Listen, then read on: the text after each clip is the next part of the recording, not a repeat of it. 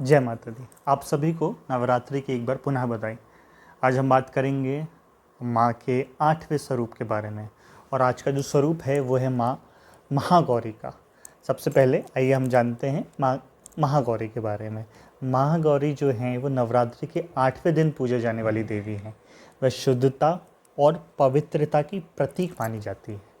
माँ महागौरी की पूजा से भक्तों के जीवन में विशेष लाभ होता है और जीवन में सुख और शांति बनी रहती है।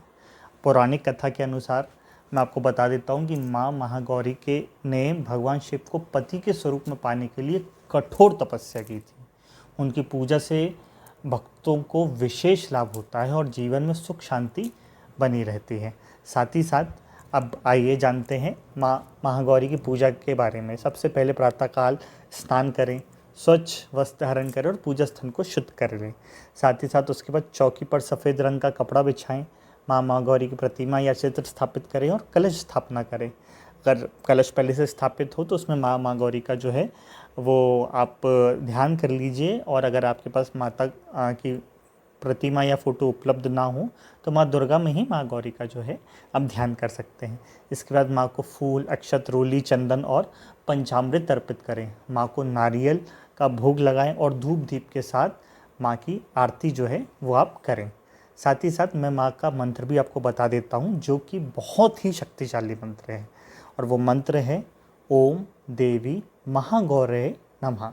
इस मंत्र का आप जाप करें, 11 बार तो कम से कम करें। इससे भक्तों को विशेष कृपा प्राप्त होती है माँ की, और साथ में आप आरती कर ले तो और भी अच्छा है।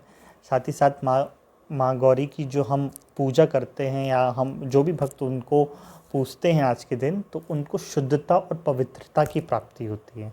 उनकी बुद्धि शुद्ध होती है, मन शुद्ध होता है, चित्त शुद्ध होता है और जीवन में पवित्रता जो है वो आती है। इसलिए माँ गौरी की पूजा जो है, महागौरी की पूजा इस दिन होती ही है।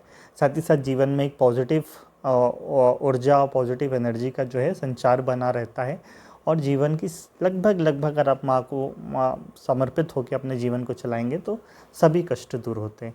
नवरात्रि के 8वें दिन माँ गौरी की पूजा के बारे में हमने जाना, और माँ के जो है विषय में हमने चर्चा करी, और आपने इस वीडियो को देखा उसके लिए बहुत बहुत धन्यवाद।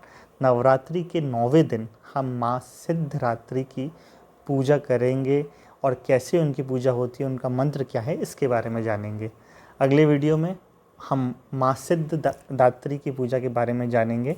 बने रहें हमारे साथ और जानिए नवरात्रि की हर दिन की विस्तृत जानकारी। और कल तो अंतिम दिन है, माँ नवरात्रि का 9वां दिन है, तो कल अवश्य रूप से हमारे साथ जुड़ें।